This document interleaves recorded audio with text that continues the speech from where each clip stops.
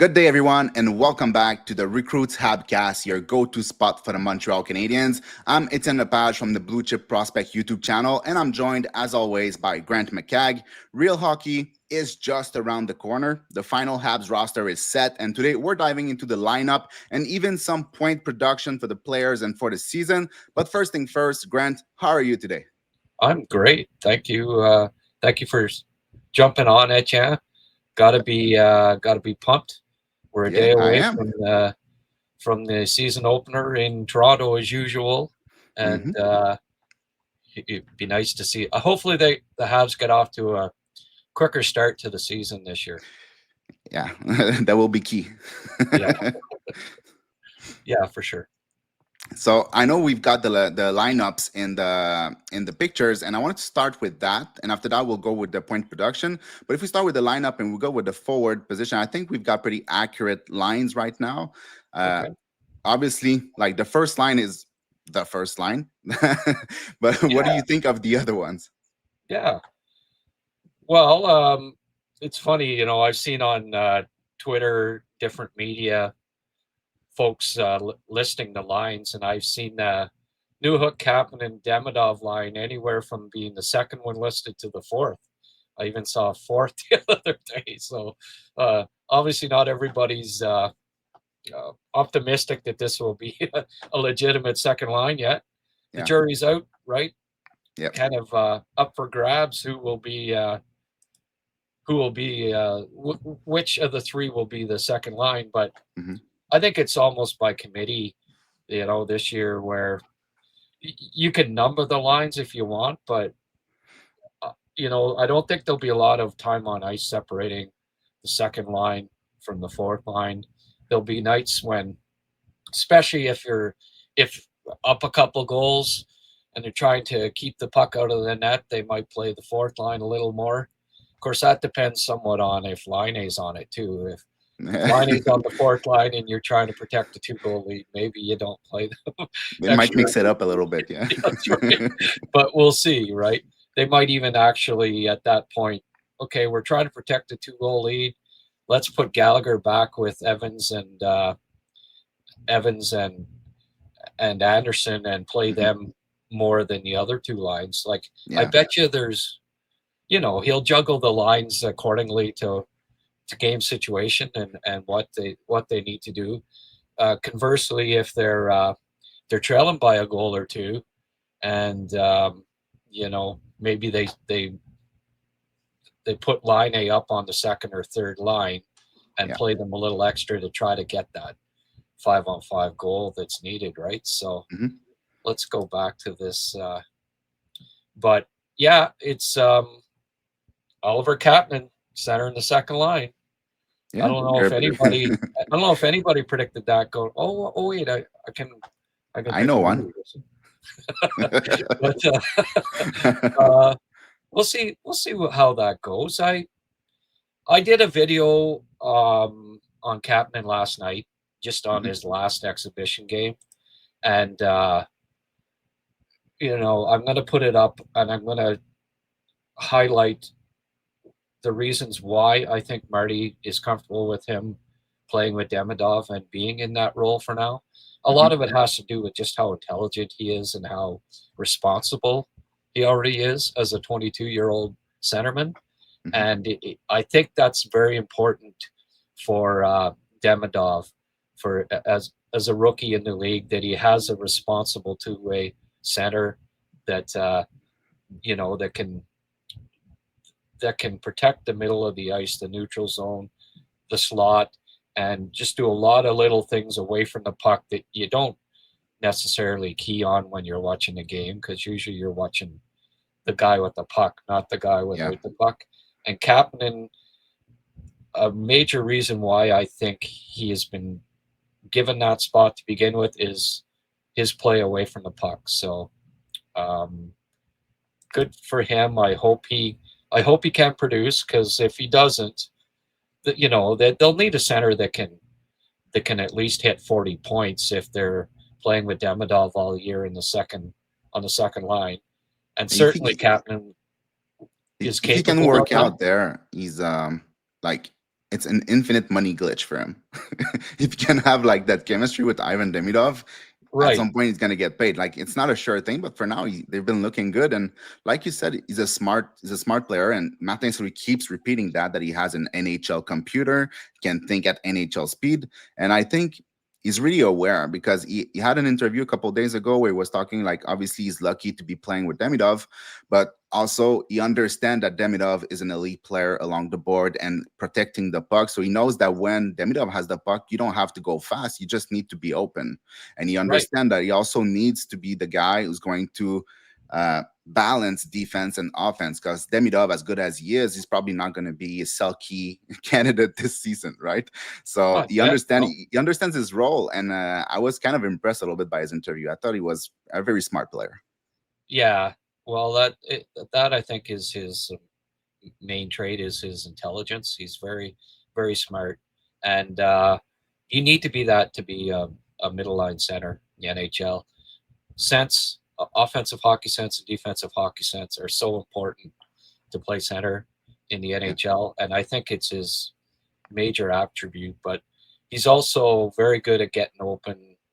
He can find that bumper spot, and Demidov, we've already seen it a few times last game even, and in this video that I'll be putting up over the next day or two, it shows like where Demidov got it to him in the bumper and he got a good shot off. And I think you'll see that a fair amount where Demidov, who is a great playmaker, will get it to Kapanen in the bumper, and he'll get some good scoring opportunities. And I found it interesting that, as much as I like Kapanen, and we'll be putting up our point predictions later, you actually had him score more goals than I did yeah, in his first year. I'm So optimistic. yeah, you are. But let's get this back up again. So new hook. I like how he started the year, and um, I like him on the wing. I prefer him on the wing, and I think, hey, he's being handed a golden opportunity to Yeah. make another step offensively. Like, will if he plays all year with Demidov and Kapanen and there's chemistry there, he could crack 40 points for the first time in his career, I think. Hmm. And okay, you don't have anything to add there. We'll put her back up then. Uh, Yeah, but I do I didn't know you were finished. I was just waiting, but well, I when I like do that this, when line. I do this, that's your cue. That's your cue to talk. Yeah, you were on the page with the line, so I can't see your face. So, but anyways, like I like the line a lot. I think if it was me, and that's what I thought would happen, it would be like Ivan Demidov with Kirby Doc and Zach Baltic. So there's a little bit of experience in two position with a rookie guy, and you have a guy that can go get the puck deep in the offensive zone. But at the same time, I look at that line and I really like it. I know it's like Demidov and Kapanen are two rookies. They're young. They're not a lot of NHL experience in there. But Alex Newhook still has like 300 something game of experience in the NHL if you count the playoff. So, and he brings a lot of speed. So you have a little bit of everything on that line. But like Oliver Kapanen is going to have to uh, develop his game at light speed, to Yeah. be a second line center. So Well, yeah, I don't consider Bolduc to be any more experienced than Kapanen. I mean, not much. Yeah, they're 70 both something games. 22. He's got a few more NHL games, but Kapanen's been playing pro hockey for 3 years, Yeah, that is as true. opposed to two for Bolduc. And yeah, it's hasn't been all in the NHL, but I wouldn't necessarily say Bolduc has more experience than Kapanen, and Yeah, also Kapanen's in that all important center position as opposed to Bolduc, right? And Doc, like who knows what you'll get from him, right? yeah, As funny as it might sound, the 22-year-old Kapanen is probably more reliable at this point. Like you know what you're going to get from him more so than Doc. Doc's yeah. Doc's a bit of a wild card, really, this year, right? So Unfortunately, yeah, yeah, so but yeah, and New Hook, his defensive game keeps developing, and if he plays as well away from the puck. I think his forechecking, his ability to forecheck using that speed will really help that line. And Demidov and Kapanen are so smart at anticipating the play that I can really see those three causing a lot of havoc in the offensive zone and having the puck in the offensive zone a lot. And as a result, especially with Demidov's creativity and Kapanen's smarts, those two I think will create a fair bit of offense, and hopefully it will pay off in decent production from both of them. Yeah. But one thing that I think Martin St. Louis likes to do is spread the wealth that they have. Like they don't usually stack up their lines, and I'm a stack up type of guy. I like to have all my talent in the top six and the bottom six being more like defensive or physical type of players. So that's why I said like I like the Kirby Doc and Zach Bolduc with Demidov, but I do understand spreading the wealth, and especially when you have basically three third line, right? We don't necessarily have a real second line yet, unless like it changes this year. But we have three like strong third line, if you will. So they're gonna play all the same amount. So at that point, I understand spreading the wealth on different line, even line A on the fourth line. So Yeah, yeah. Which is I don't disagree with that to start.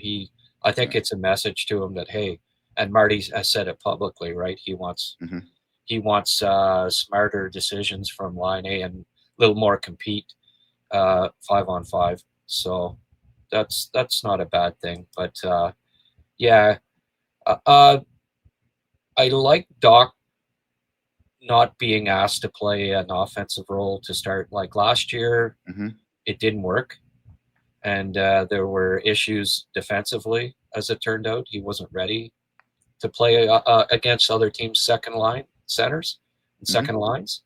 So put him with two guys that are pretty decent defensively that compete hard in Gallagher and Bolduc. I like that. I like that. And it balances things out a little more as I think you were saying, and maybe not in so many words. There's more balance in the middle lines there that way. Yeah. So yeah, I like this lineup, and it also to me, and I said it going into the year that I don't think you can really number these lines.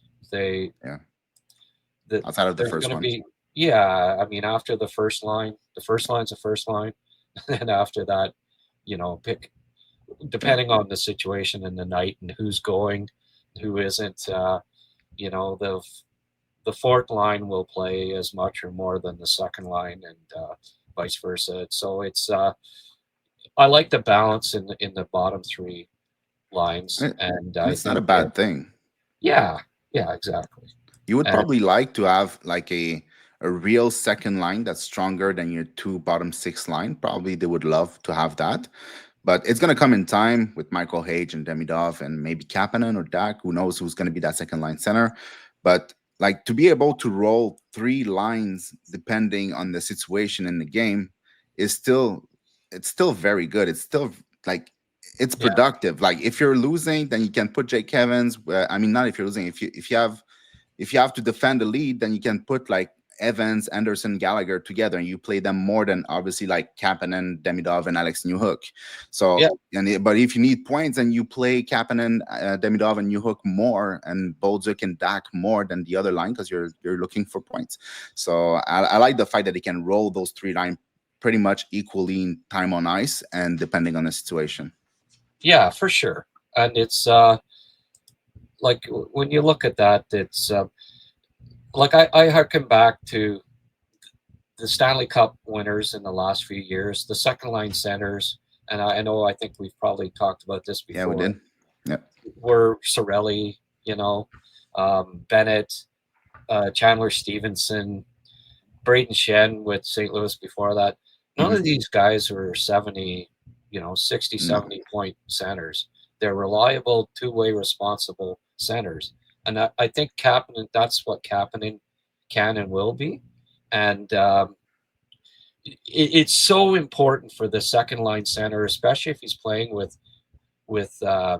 really skilled offensive wingers, and that's the case with Demidov, to have a very responsible, smart two-way center in that second slot, because you're up against other teams' Yeah. top two lines, and it's very important to keep the puck out of your own net. You know, there are some really good second lines in the NHL, Hmm. and you have to have a good defensive center, a smart one that does. You know, there aren't many teams with 70-point second line centers, and the ones that aren't necessarily the ones that win. So Hmm. a lot of, there's so much. Well, it's got to be the second line center has to have a certain amount of points, and I don't agree with No, that. no. It has been proven time and time again that that's not a winning recipe necessarily. Points are nice, but you got to keep the puck out of your own net. Just as it's equally as important. You know, even the '70s teams, like I was a kid, and why is Pierre LaRouche not playing in second line center? He was a 100-point scorer in Pittsburgh at 19 years of age. How come when they traded for him, he wasn't the second line center? And I was 12 and Yeah. naive and wanting goals and not, I wasn't Scotty Bowman, right? Yeah. Scotty Bowman knew that the second line center had to be good defensively. Pierre Mhm. LaRouche had to be introduced to his goaltender at the end of the night every night. Like he never went anywhere close to Dryden in his own zone, Yeah. right? I remember these times. He was standing out at center trying to, you know, Yeah. thinking goals, goals, goals. Well, Pierre Mondu ended up being the second line center. Pierre Yeah. Mondu was never scored more than 70 points ever, but Yeah. he kept the puck out of his own net. Like, he was responsible defensively. He was smart. He was conscientious uh, away from the puck, and LaRouche wasn't. So Scotty knew that. He knows, you're up against Rick McLeish, and I know I'm going back, and you won't know who I'm talking. Yeah. Like Yeah. a No, lot of I have no a lot of idea what people you're talking won't. about, but it's okay. But Rick McLeish was a 50-goal scorer, right, Yeah. for Philadelphia. He was on the second line. Well, Pierre LaRouche wasn't going to stop him from scoring. He didn't care. But Pierre Mondu, yeah, you have to have Yeah. a responsible second line center. It's just imperative if you want to win. If you want to score 350 goals and lose in the first round of the playoffs, then by all means get the highest scoring second line center you can in there. But you want to win. You want to win at Yeah. playoff time. You want to win. So that's why Kapanen is a second line center. I don't think I can explain it any better than that. No, I think you're 100% right on that. And anyway, the offense on the second line can be driven by the wingers. It's not like Yeah. the center man doesn't have to do everything. Like, he can be the guy that's locking it down while the wingers are using their speed and their skills to actually produce offense, and then the centerman comes third as the F3 in the zone. So Tampa it's won not. 2 cups with Stamkos on the second line. Sorelli, the second year, in 2 years as a second line center with Stamkos on the wing, Mhm. Sorelli had 66 points in total in those 2 years. So you Surly is great though. really do not need a high scoring second line center if you've got productive, skilled wingers. They let them worry about the offense. The center, it's the best defensive player on a second line needs to be the center. It just on every line, really, it should be the Mhm. center. He's Yeah. got the most responsibility. He's the guy that has to protect the neutral zone, the middle of the ice. And right now, obviously, Marty thinks that that's Kapanen, and Mhm. I believe that that's the guy too. So we'll see. I hope it works. And what will matter most is not Oliver Kapanen's point total this year, but Montreal's win total.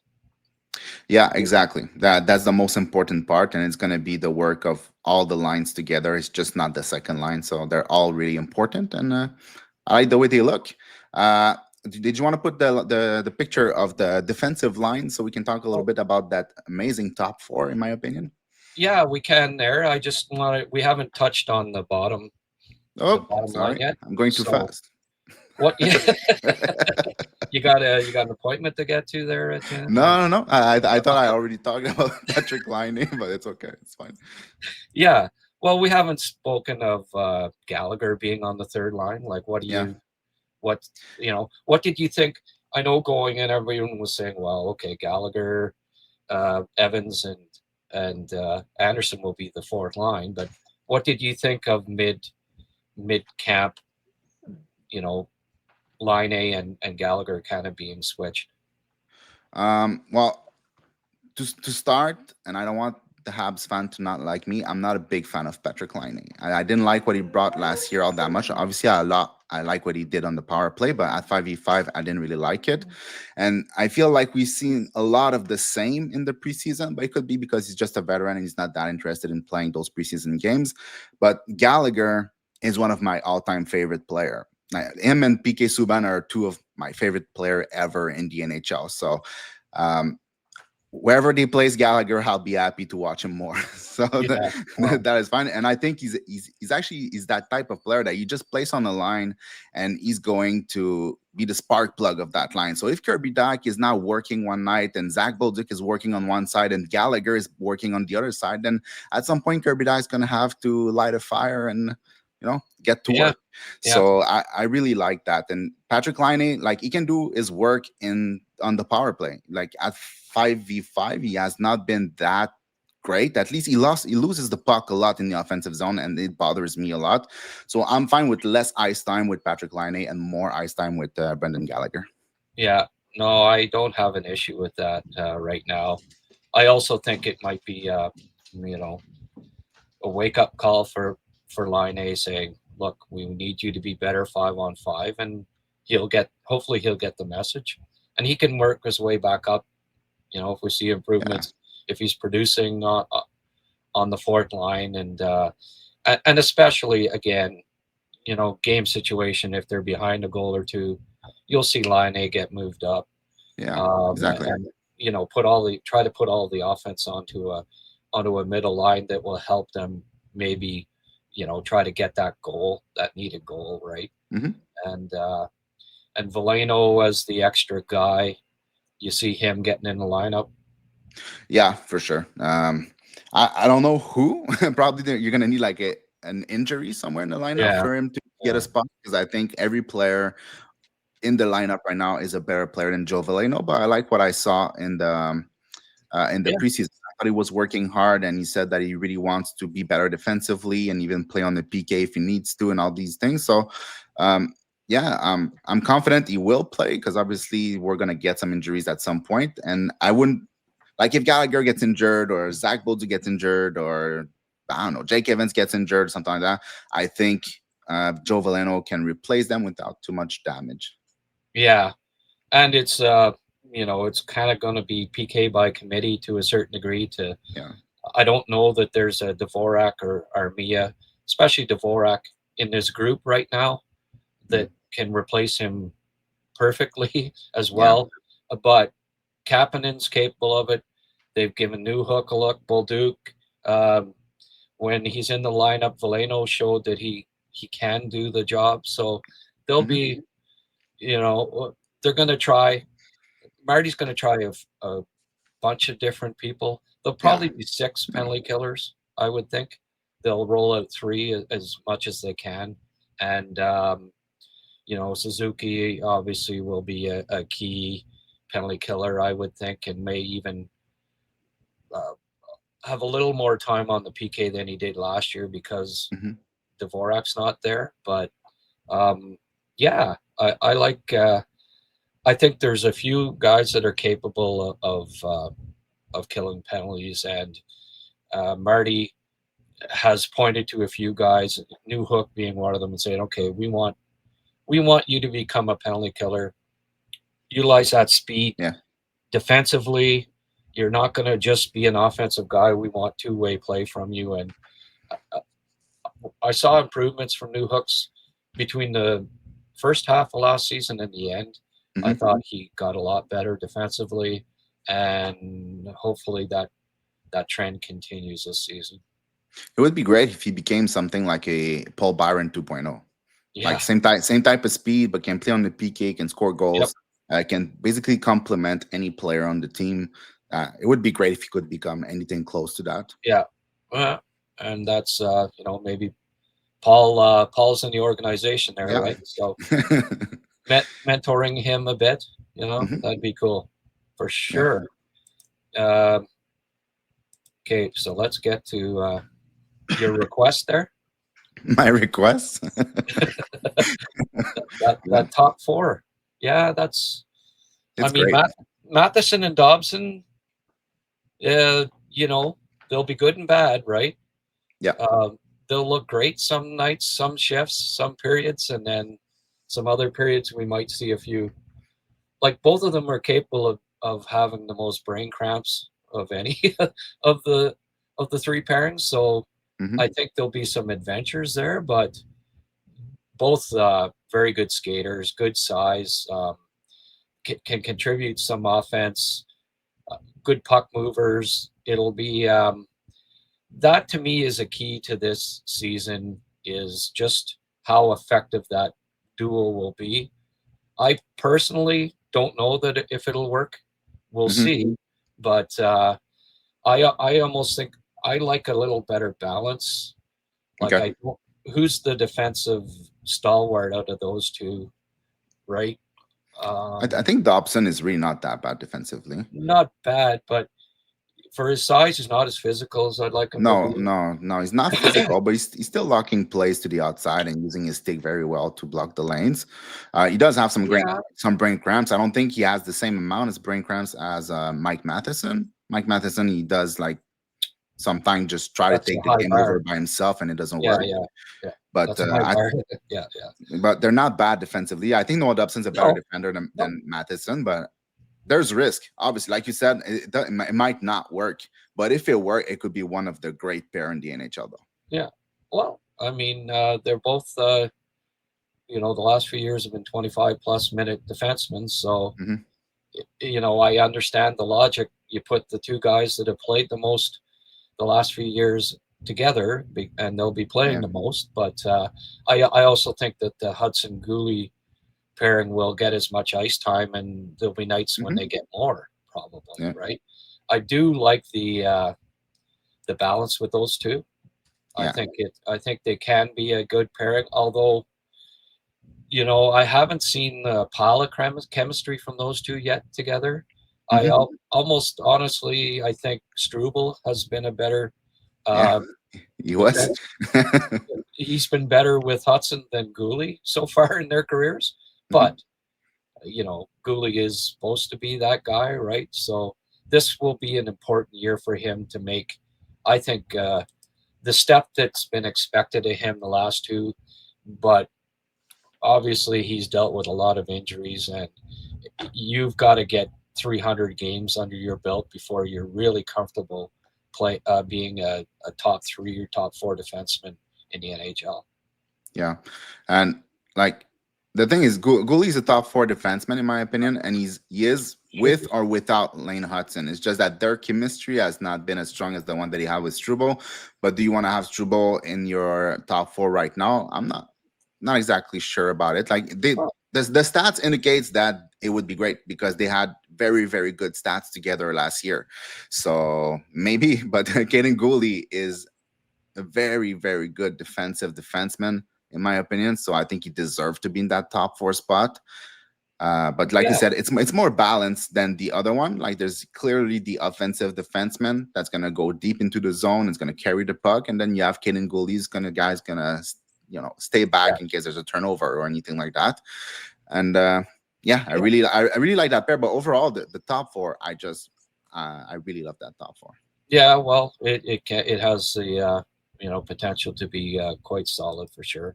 Hmm. And then yeah, everyone keeps. It seems like the popular opinion is that Jackeye, uh, will be the sixth defenseman more so than Struble. We'll see. Hmm. Yeah. I I think that it's close, and they'll probably alternate a fair amount because Struble. Personally, I don't think he should be out of the lineup, but Yeah. I understand. Jack Eyes, from all accounts, is quicker. He's playing better than he did last year, and if he's got a little quicker step out there, I think it'll cut down on the mistakes and the penalties that he take for being walked Hmm. at the line and things like that. And you like that physical presence, but boy, Struble, and especially with that one punch knockout, uh, kind of demonstrated that hey, he can be if Yeah. he drops the gloves, he can handle himself too. So uh, that's the biggest question mark I think in the lineup right now. Who's going to play more? Who's going to be the sixth defenseman more nights? Will it be Struble or Jackeye? I think they Mm. both deserve to be in the lineup, but obviously both can't be in the lineup at the same time. So that's Yeah. uh, that's a question mark. I Um, like I like Struble basically as much as Arbor Jackeye. Like I think he's just as good. So, but it's just that Struble, he has some nights that are off and some nights that he's on. And you could say the same thing for Jackeye, but yeah, he's not really that consistent. And you were talking about physicality. I think that Struble, night in, night out, is usually more physical than Jackeye. Jackeye he is is the fighter, right? He's the guy that right. other teams don't want to have on the ice because he's dangerous. If he Yeah, snaps, he snaps. And Struble doesn't really have that in him. He can do it, but it's not his style. But I think on the ice, as when a guy is coming on a transition against Struble, I think it's more dangerous to come against Struble than it is against Jackeye. yeah, and I mean it's hard to be consistent when you're out of the lineup Yeah. 30 times in a season, right? Hmm. And I think that's been the case with both Jackeye and Struble. Yeah. Uh, I see, and that seems to be a popular opinion that Struble can be good and bad, but it's exact same with Jackeye too. Oh, for You know, sure, for sure. he Yeah, has yeah. good games, he has brain cramps, he has bad game. Um, I- I've liked. I don't think Struble's had a bad game in the preseason. I think all of his games have been good. So I'm presuming that there's not going to be too many bad games when he is in the lineup, and I Hmm. think he can and will be more consistent than Jackeye. But it, Yeah, I it think. remains to be seen. I mean, I like them both. I can understand. I can make a case for both of them being in the lineup, and I'm not going to argue vehemently, even though I give an edge to Struble. Hmm. If he plays 30 and Jackeye plays 50, I won't have an issue with it. I Yeah. think they're both quite capable of being the sixth defenseman, Yeah. and there's a lot of teams where they'd both be number fives. Hmm. Uh, I think easily. So I like the depth of the Canadians' seven defensemen. And having Alexandre Carrier on your third pair, I think is something. It's a Yeah, luxury. He's a guy that can play in the top four in the NHL. Maybe not the typical top four defenseman or the guy that you want because he's like 5'11" or whatever, but he plays hard and he does. he's actually very good defensively. Yeah, He's not yeah, scared of anything. I really like Alex Carrier, so to have him yeah, in the on the third line, I think it's great. yeah. No, he's a warrior. You know, um, I think he probably because of the way he plays, the style he plays at his size, there'll be injuries. Yeah, Both him and Gooley will both miss time. They seem to always, yeah. and so then Jackeye and Struble will both be in the lineup a fair number of nights, anyways. So it wouldn't surprise me if both those guys play 50 plus games Hmm. at the end of the year, and even the other three defensemen will probably miss the odd game. Just defense, it's really difficult to get to play all 82 games. So there'll be nights when you know they might all Yeah. miss a game or two. Hudson so far, I don't know. He looks indestructible, but I know. we'll, we'll see. Yeah. you know, Would you be surprised to if the Habs recalled Adam Engstrom at some point in the season to see how he can play in the NHL level? Because I feel like he had a great preseason, especially the last game. I think he was very, very solid and like the mobility and the passing game, the first pass, and I think he looked really good and could be just as good as Jackeye and Struble, just in a different role, obviously. But would you be surprised if they called him back? yeah. Well, I think they need the physical presence of those two guys. it Yeah. sort of balances things out because really there's not, you know, there's not a lot of bruisers on that blue line. Yeah. I if there's two injuries, I guess maybe, you know, two injuries on the left or whatever, he'll get called up. But no, Yeah. I don't expect to see him called up unless there's a couple of injuries on the blue line. Give him another year. I'd like to see him get a little stronger and a little more aggressive defensively, but you know, mobility wise, he's certainly ready for the NHL. Yeah. He's a great Yeah. skater. So yeah, we'll see how it goes, but it would have to depend on injuries, I believe, for him to get a call up this year. Yeah. Yeah, for sure. But if you get an injury to a player, let's say Lane Hudson, you don't want that. But let's say it happens, like Jack Guy is not gonna replace Lane Hudson, or Struble can probably Mhm. not play at the same level without Lane Hudson.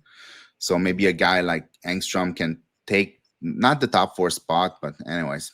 But then, yeah, but who's playing on the right side? Like Hudson's playing on the right Yeah, I side. know. Yeah. So It would be right. It'd it's be really not more. ideal.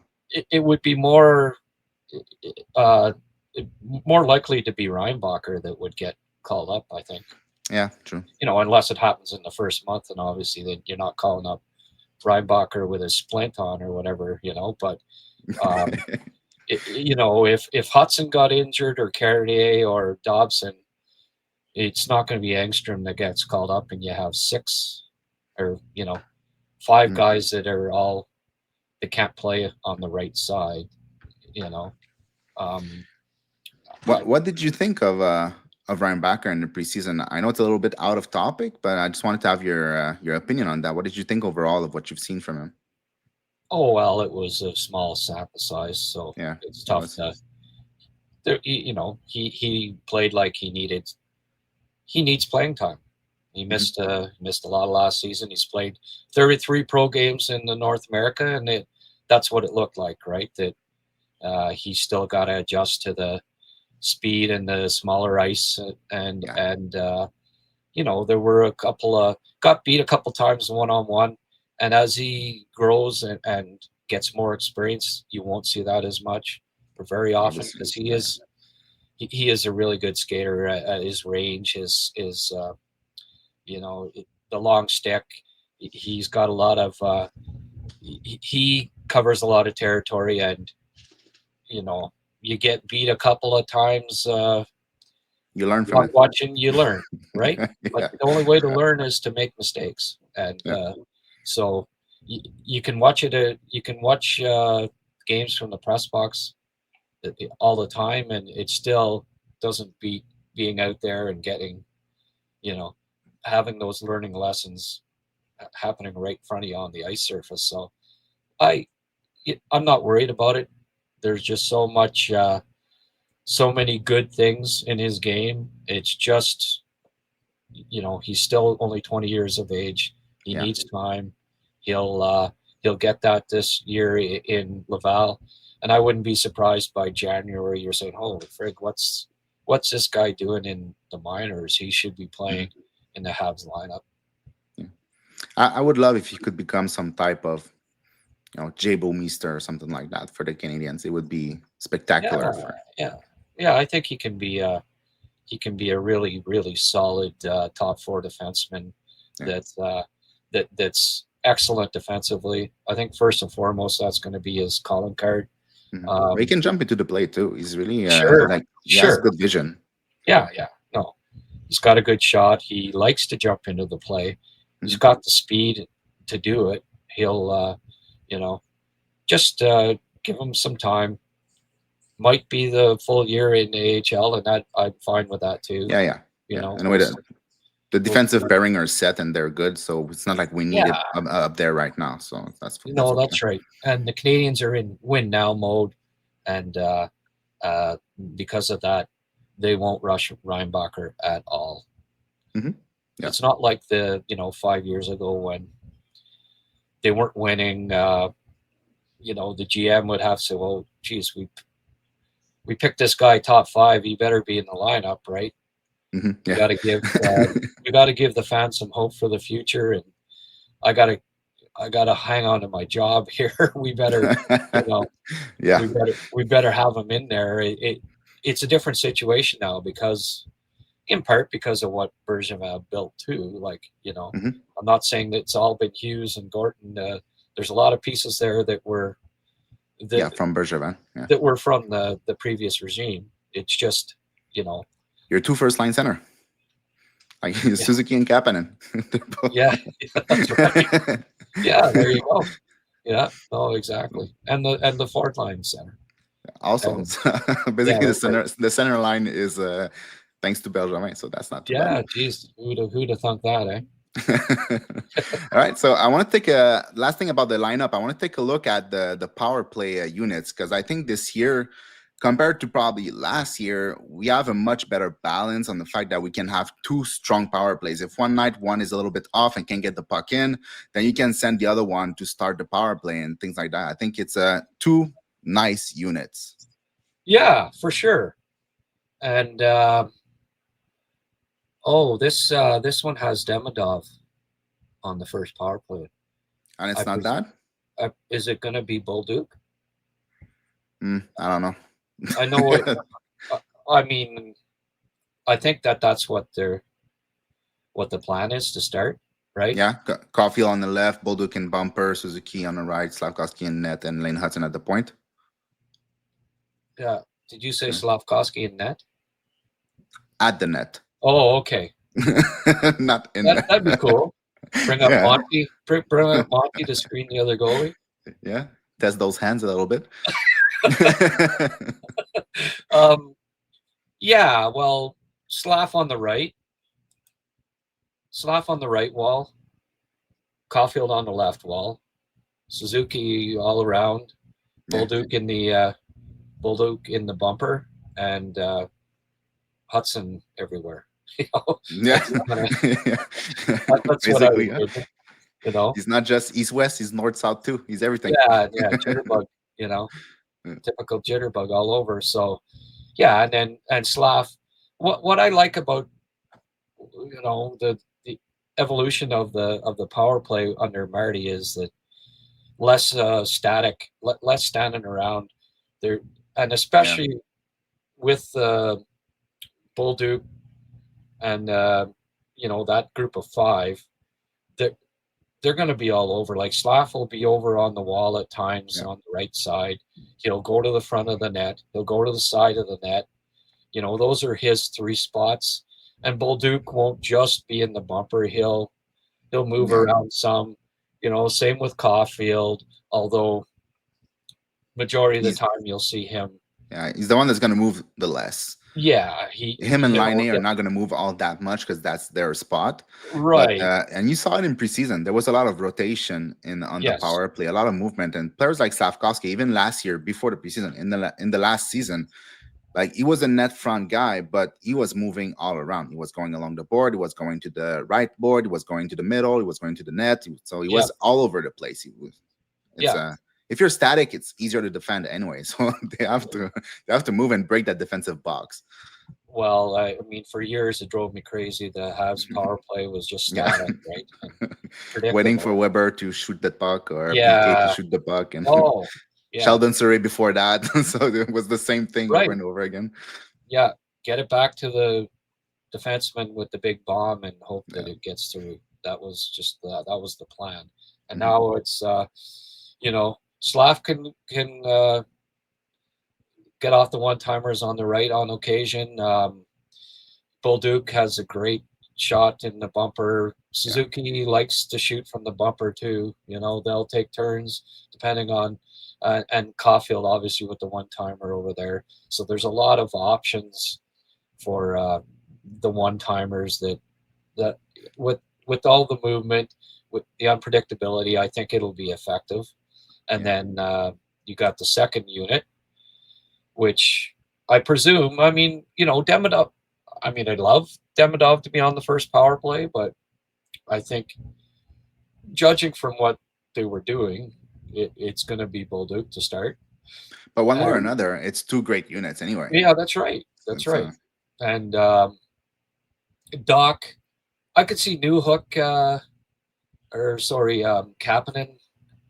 Yeah, If Doc's not, if Doc's not doing it, Kapanen does a lot of good things on the power play. I've seen it in pro. hmm He'll go to the front of the net. He'll win some faceoffs. He can also. We even saw it in the last preseason game. They have him back. Um, the faceoff back to him, and he unleashes. He's got a pretty good slapper too. yeah, So he can do a lot of different things. And I think if Doc's not effective, Kapanen will replace him. So, he's kind of like the sixth guy that'll be rotated in if it's not being effective. But I mean, Dobson, Line and Dobson on your second power play, that it's tells crazy. you the depth, right? And Yeah, yeah. like And holy you've crazy. seen that cross ice pass from Demidov to Line already a Yeah, couple of times just in preseason, so it's well, coming. that's going to work, right?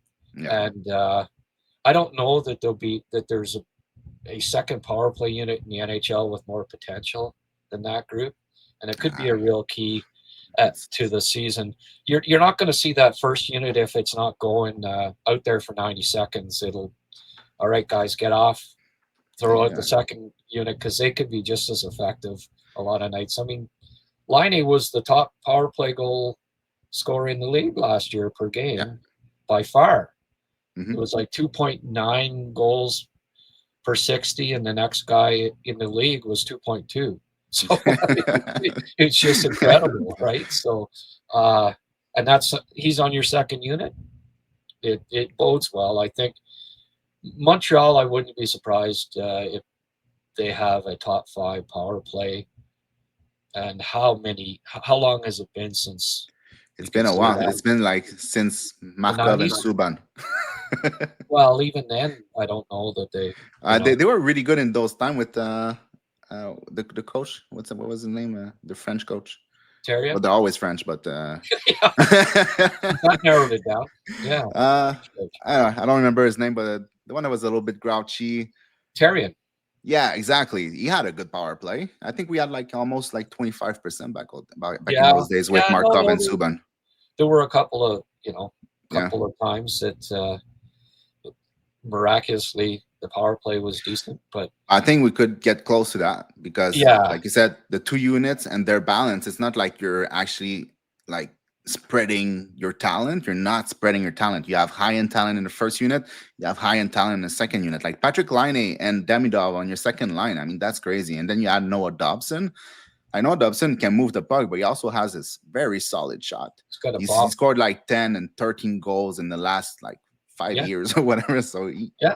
And it's very it's solid. it's funny, the second most power play points, like Suzuki has the most, 51 over the last hmm 2 years, but tied it for second with 38 apiece. The last 2 years were Cole Caulfield and Mike Matheson. Yeah. So Matheson, the second most productive guy the last 2 years on the power play, doesn't even get. And I mean, I Yeah. don't necessarily disagree with that because It's he's been understandable now. frustrating Yeah. on the power play. uh, I'm a bit amazed that he had the second most power play points because, Nah. well, I think he handled the puck more than anybody. So, he should have had more power play points or should have the second most because they kind of he kind of was the quarterback for a year and a half there, hmm and finally, okay, let's give it to Hudson and yay. What a change. Yeah, yeah, and It's it's and I get it too that you don't want to hand it. You don't want to hand too much to the rookie too soon, and Yeah, yeah. they wanted to. But I was pretty happy when that switch was finally made. But Well, I mean, it was clear that he was gonna run the first power play. Like he was running the second power play, and the second yeah, power play a lot of nights looked yeah, better. yeah, so for sure. so like And the Habs without Lane Hudson is not the same team. He's such no, a big part of that team. and we could see like Kapanen replacing Newhook too Yep. on occasion hmm on the second. And I also think like Newhook's kind of the I don't know, the outlier there. I'm not sure if he'll be hmm there all year. I think maybe Matheson might replace him at times too. Like Yeah. they've got three guys, defensemen that have scored 60 points, and the last, I think the last trio that had 60 points was the Canadians, Robinson, Lapointe, and Savard back in 74, 75.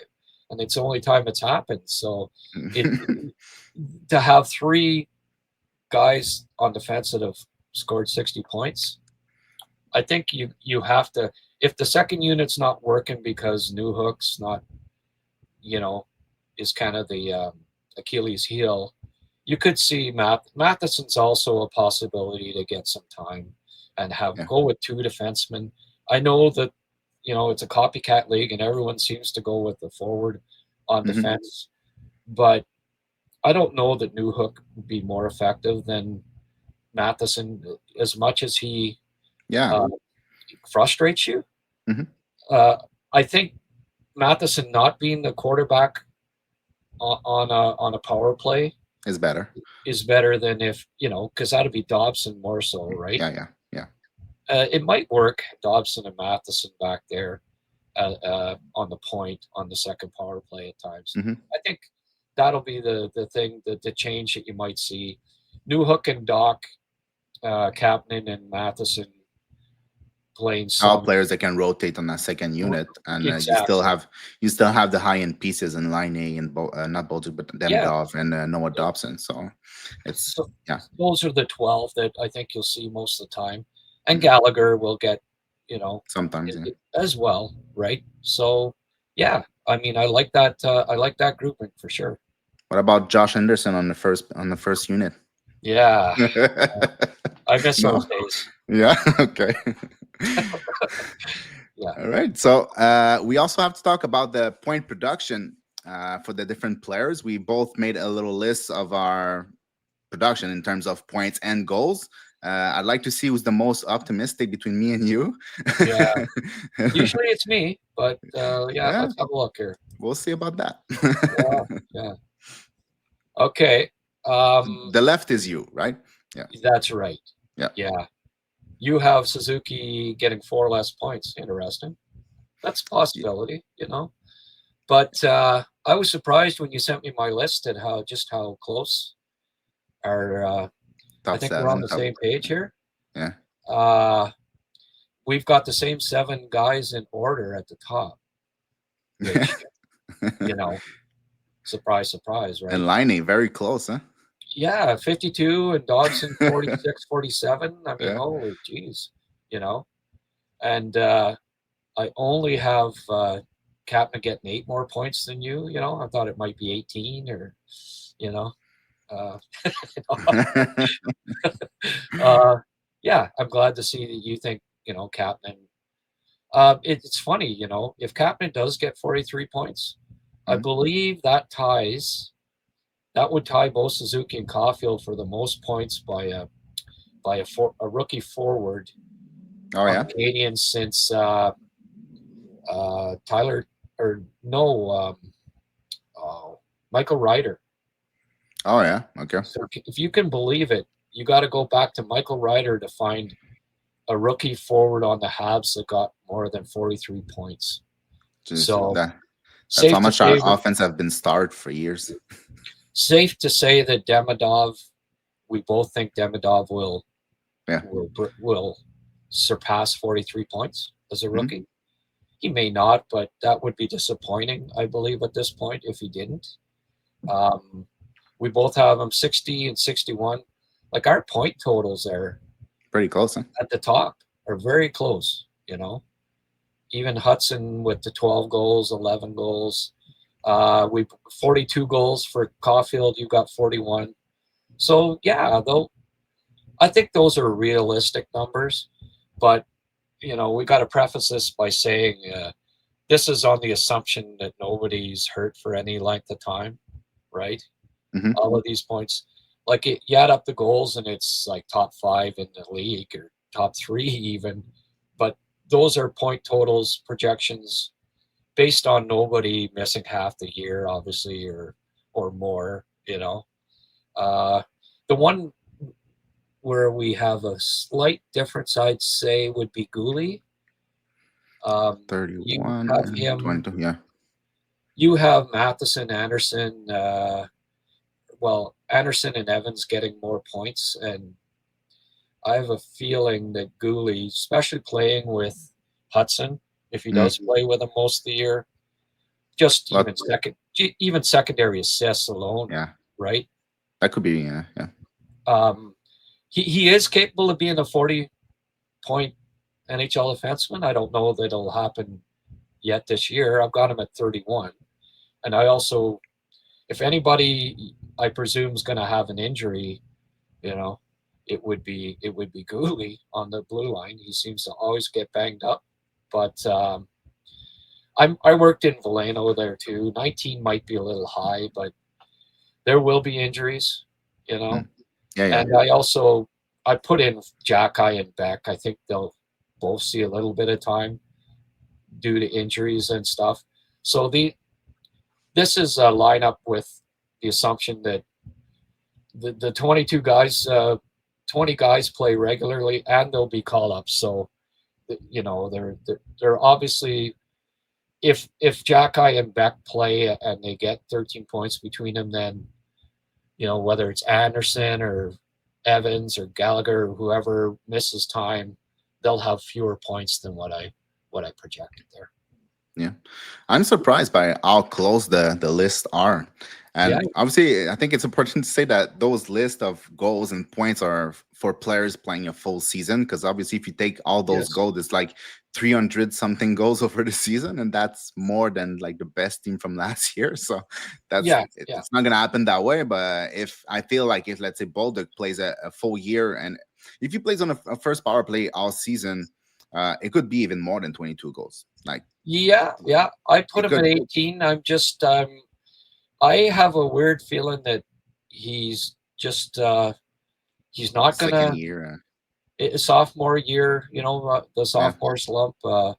Being on the third. I don't know. I had a hard time with him. I put him at 18, and I realized that's one less than last year. And he played fourth line most last year and still Mm, scored 19 goals. So yeah. 18 might be a conservative projection, but yeah, I mean he's one guy. At a 22.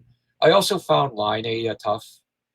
I mean, Yeah. I've got him at 29 goals and 52 points, but right now he's on the fourth line, and you know, Because uh, he's a point per game type of player. Like if you he watch can be. over the his Yeah, career, he's pretty close to it consistently. It's just that 65 points for his career per yeah, 82, yeah. which is Okay, not a so point per game, but yeah, but I was still, checking like the last couple of years in Columbus, like he played like 55 games and had 52 points and stuff like that. So yeah, yeah. I thought he was close to point per game, but I don't see that player right I do. now, at least in what I've seen last year and in the preseason. I don't Um, see that, but I still see a guy that can score goals like yeah. unlimited, almost unlimited goals on the power Well, play just because of his shot and you know, he was close to a point per game in Columbus, but he also played top line, top yeah, six. exactly. So that's why I And lowered right him down now, to 50 something point and not 80 yeah, points. yeah, yeah. And Kapanen, you know, uh, he's a bit of a wild card, obviously too. Yeah. I've got Kapanen getting more points than Doc, but Doc, I think, will miss games. He always does. So I sort of, you know, I lowered him a bit just on the presumption that he's not going to play more than 70 games. Mm. Uh, but if he ends up moving up to play with Demidov, he could get 50 plus if he finally breaks out, right? So And find his game. It's yeah, yeah. yeah. So he's a bit of a wild card, but he's never had 50, 40 points in an NHL season. I'm Mhm. hoping that this is the year that finally happens. So I yeah, feel like no, my 45 points, 15 goals for Doc is a little bit of a wishful thinking, if you will. yeah, It's yeah, like I want that to happen for him and for right. us. If we can have him as a second line center at 45 points, 50 points, we're good. But so Yeah, for sure. No, I was surprised like just how close those are, and I think you know based on everyone playing. plus close to 80 games. So I think those are realistic numbers. Obviously, some of the players won't hit those amounts because there'll be injuries that we didn't factor in, but you can't predict that, right? Yeah. So that's kind of the upside of what the potential that if everybody kind of hits their potential and plays and is healthy, that's what they could potentially get. So, and you Slav, see, you see Suzuki taking another step. well, I mean, I got him getting 3 more points. It's not a big one, but still, it's another step offensively, which is great. I would love that. Well, I think Caulfield is finally going to crack 40. And Slav, I think, will make another step offensively. So just based on that alone, Suzuki, I think, is a benefit of getting a few more points. I mean, I only have him getting 3 more. You've got him getting 4 or less, and that's possible. I mean, maybe it's in the same range. So I mean, it's a prediction over 82 games. So I mean, it doesn't really matter if you have a separation of 7 points. It's really not the end of the world. That's not, no. Just that he has gotten more points every year, right? Yeah, I know. So that's why this year, saying at his peak, at his prime, that he's going to go down a bit, and maybe he does. Maybe he finally misses a couple games. I certainly hope not. The guy seems to be, when you talk about indestructible, like hasn't Hudson. missed a game yet. So let's hope that continues. Yeah, and your Demidov 60 points, is it with him playing on the second power play or with him jumping on the first one at some point? Or do you think he's going to be a second power play guy all season to begin with? It depends, right? Depends on how the first unit goes. I don't know. I think he's certainly fully capable of being on the first unit. Yeah. And maybe, who's over there on the right side? Slav, right? So if Slav doesn't take that next step, I'm sure they won't wait forever for for Slav. So yeah, it's possible. I mean, Bolduc's the other one. He can replace either of those guys in a split second if they're not producing. And also if Demidov's just killing it on the second power play, regardless, they'll bump him up at some point to the first unit, I think. But it depends. I mean, if they're top 5 with them the way they are, that's the thing. Huh? It's if they're actually producing, then why change it? If he's got chemistry with Dobson and Line, and it's working, and the first unit's clicking, I don't see why they change it up. All right, that's good. I like I like our predictions. Very similar. I like the lineup. I think we've talked about everything that we set up to talk about today. I know you want to talk about one of your sponsor. All right. Yeah, I best mention this is the last week. Bonachère Caves is open, Eganville, Ontario. It's near Pembroke. For those who don't know, or don't have Google Maps, it's probably about an hour from Ottawa. And right now the leaves are just so beautiful up in the Ottawa Valley. And it's the last week. They close for the winter after Thanksgiving. But it's such a unique tourist destination, and especially to this area. I don't know of a lot of this type of tourist destination in Eastern Ontario or West Quebec. It's so well done. It's private, family-owned business run by hockey fans, and great people, great staff. I've been on the tour and I absolutely loved it. 613-628-2283 is the number. That's Bonachère Caves. Go check it out. Last weekend, you won't regret it. And as someone who did that with my kids, actually, I don't think it's that one specifically, but I went to a cave that's on the western side of Quebec, close to the border with Ontario. Oh, okay. It's a great experience. It's really fun. Like it's like 2 hours away from where I live, and I went there, and my kids, they asked me to go back, and it's just great. Like you put your suit up, you put Cool. your light up, you go down, and Yeah. there was even a place where we closed all our lights, and there's no natural light coming in. So even if you stay there for like 5 or 10 minutes with the light closed, then your eyes never adjust because there's just never any light coming in. It's really great. It's fun if you have a family, if you have kids, and they're gonna enjoy it. There's no questions about it. So I strongly recommend Yeah. those type of places if you have a family. You didn't. I hope you didn't move around too much when all the lights were out. You bump your head on a stalactite. No, I was staying down because I couldn't see anything. Even if I did that with my hand, I couldn't see my hand. So I was like, you know what? I'll stay right here. Yeah. Yeah. Cool. Cool. All right, so that is it for today, people. Take the time to like and subscribe to the channel. Also, if you're on mobile, press that little hype button so we can Hype. throw this video to more people on their page. And also subscribe to the Patreon for Grant McCagg. So if you want to see more scouting reports and more videos that are available only there, well, yeah, take the time. It's not expensive, and it's probably very, very fun to watch. So thank Yeah. you, everyone. Do you have any last word, Grant?